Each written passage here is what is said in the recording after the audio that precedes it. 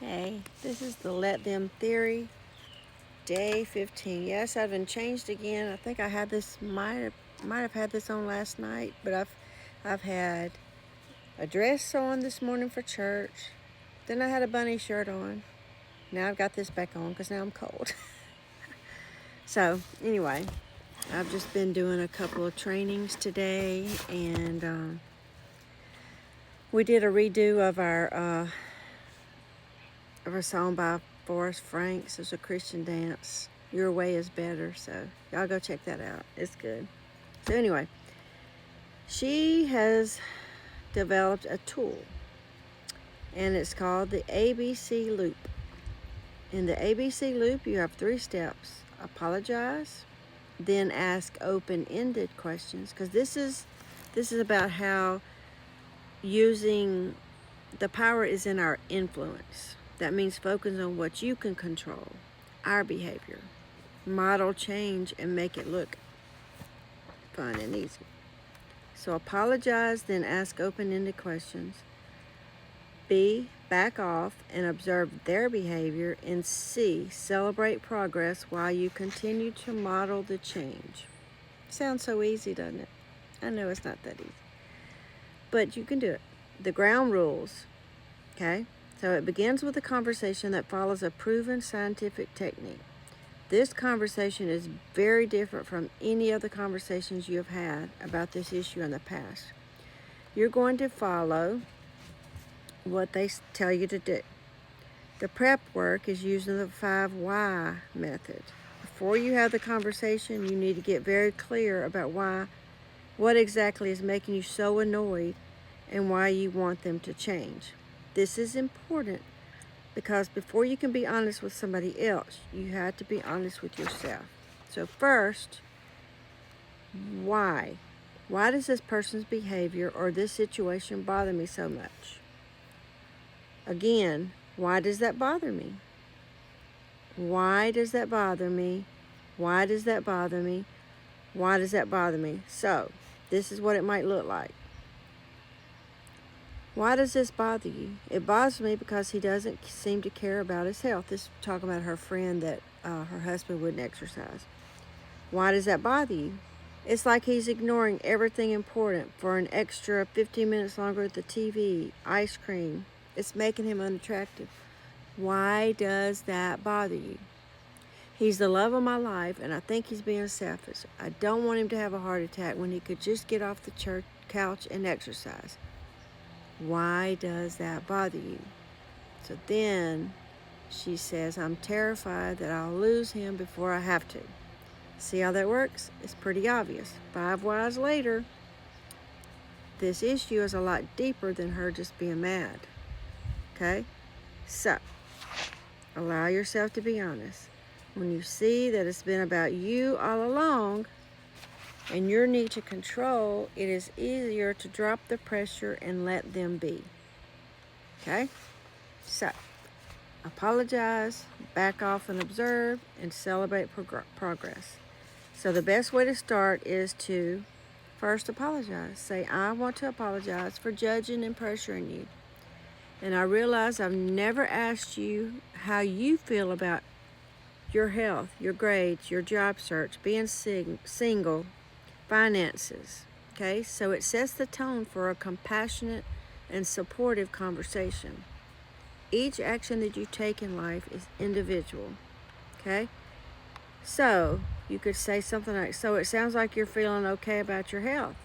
If they answer in a 1-word response, okay, no problem. Just turn it into another open-ended question. Well, what makes you feel okay about it? So you're asking them about what they're thinking. Okay? How do you feel about that? So it sounds like you've gotten used to it. I mean, it says you're feeling comfortable about it. Do you feel like it's going to take too much work to change? What feels hard about it? So I hear you saying that you don't need me to do anything, because you could say, what could I do to help you? Okay? So, it shows that you're not trying to make them do anything. It's the opposite. You want to work with them and trying to come up with a solution. And that is your goal, to make them feel the tension between their current behavior and what they actually want. People do well when they can, not when they want to do well, but when they can. By asking all these open-ended questions, you might just discover that the person you love wants to do well. They just don't think they can right now. Okay? Do not get discouraged if all you get is one-word answers, or they keep trying to change the subject. The point of this technique is not to get them to tell you the truth, is to create discomfort that they feel internally.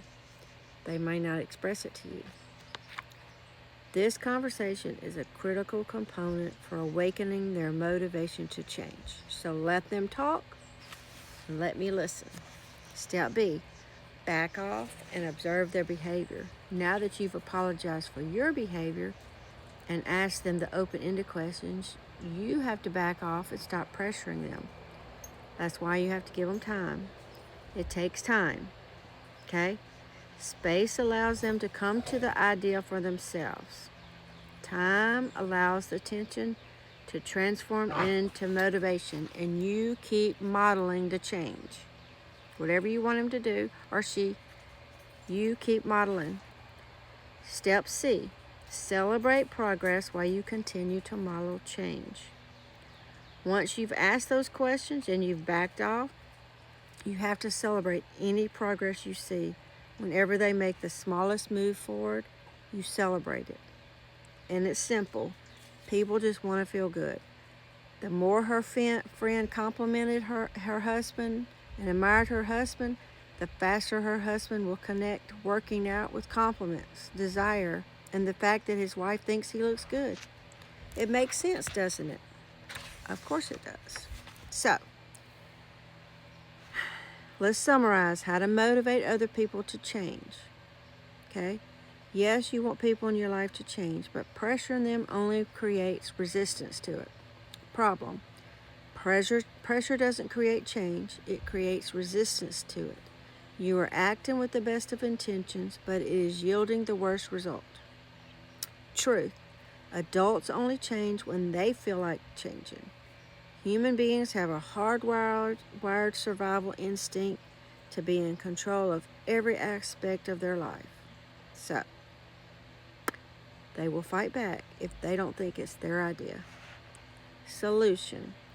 Using the let them theory, you will leverage the laws of influence to unlock someone else's internal motivation to change for themselves. By using the ABC loop to ask open-ended questions, model behavior change, and celebrate progress, you use your power to influence people and other people. When you say let them, you're accepting other people as they are, removing tension and pressure, and letting them have control over the way they live their life. When you say let me, you use neuroscience to your advantage and unlock your power of influence to motivate someone else to change. So sum it up. Let adults be adults and let your influence inspire them to change. Got that? Let adults be adults and let your influence inspire them to change. Okay, so that's going to be it for tonight. And our next one is helping someone who is struggling. Okay, so we don't have too much more of this book. I hope y'all have been enjoying it. I have been enjoying this book. It is a really, really good book. So I've said let them and let me several times. When somebody's rude to me, when somebody's rude to me or ignore me, I just say, let them, let me. It's how I respond to the problem. Okay? All right. Talk to y'all later. Bye.